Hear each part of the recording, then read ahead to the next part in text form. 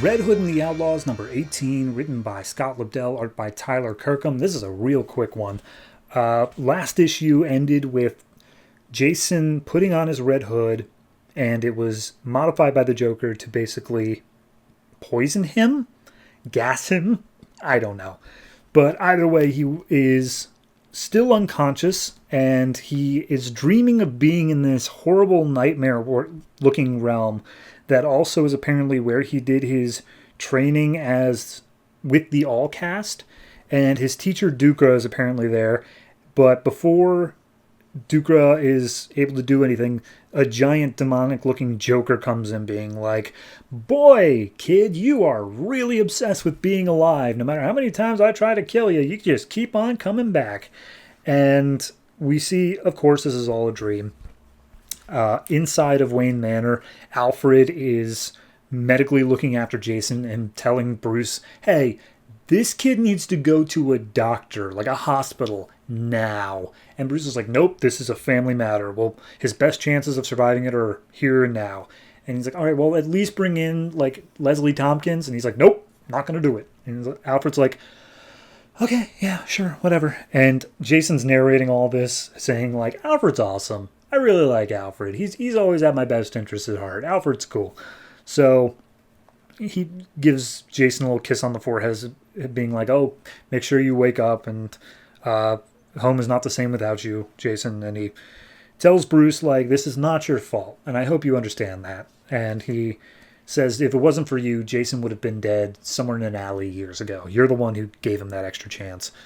So Bruce just sits in an armchair. He's fallen asleep while Jason's recovering. We see flashbacks to their time together. And Bruce reminisces, and he's like, Jason, there was a time where I knew that you would be fine without me, that I could stop worrying about you." And we see it was during one of their sparring lessons when Bruce accidentally gave a swift kick to the face of Jason.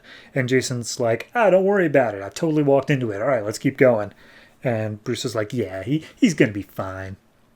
So we see inside the dream, Joker is swinging at Jason with a giant crowbar, and underneath of the table he was lying on is a stick of dynamite. So he takes it and shoves it down the Joker's throat and says, "Never again," and the Joker's head explodes. And then Jason looks over and sees Dukra, and he's just like, "Hey, thanks for the dynamite, I guess, if that was you." And he's just like, "Okay, well, you kind of blew up a lot of the place, Jason, which is not cool." And Jason's like, "That was me, that was him, that was all on him." And Dukra points out, like, "Look at your feet. You'll see all these dead bodies of your people in your family. You are lashing out at people who don't deserve it. How are you any different than the Joker?" And Jason summons two swords of the All Blades, and Dukra's like, "Hey, the only thing that you think separates you from the Joker is because you have, like, friends and people in your life who need you. But what happens when they leave? What happens when they're gone? What's going to keep you separate then?" And we see an image of Roy and Starfire being hung up by nooses. And he's basically saying, like, Dukra's telling him, "Look, they love you with all your hearts, but all you allow in return is hollow feelings." And he's like, "No, that's not true. I do love them." And we see more dream logic of Jason in his Red Hood outfit shooting all of the Bat members who are coming after him. And as they're pulling him down, swallowing him whole, Batman comes in, grabs Jason, and pulls him out. And we see back in the real world, Jason is starting to stir. We see a moment from Batman Incorporated where Jason is now his wingman, and Batman's like, "Hey, it's time for you to come back home for good. Like, I'm letting you come back." And he's like, "No, I'm not good enough." And he's like, "Oh, you were always good enough. I'm never upset that I took a chance on you."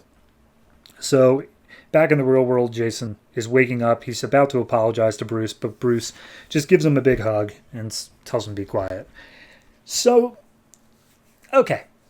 This is a Requiem issue. This is supposed to be dealing with the fallout of Damian dying, but I understand from a writing standpoint, there is actually no way they could have done that. Because last issue where he got gas bombed by the Joker, Damian was there. So he had to have been in this coma for, like, at least a week for all of the events of Batman Incorporated to take place. even then, it doesn't make any sense. But regardless, it's there. It's at least they're trying to square the continuity circle. So, what do I like about this issue? Art style, good, and the general emotional moral, good. The way that we got there via the dream logic and all these crazy images of that stuff, it's like, I don't know. I think you need to be a little bit stronger of a writer because the more metaphors are so just punching you in the face the whole time. It didn't quite feel as subtle as I think it needed to be. It's like, oh, Joker's in his dreams. I wonder what that signifies. So yeah, I'm gonna go ahead and give this one a. I gotta give it like a 6. It's just it.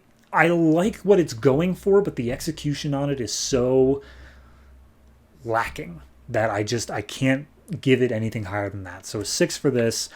Wish it could have been better, but hey, I guess we got a little bit of better characterization of Bruce is okay with Jason now? Question mark?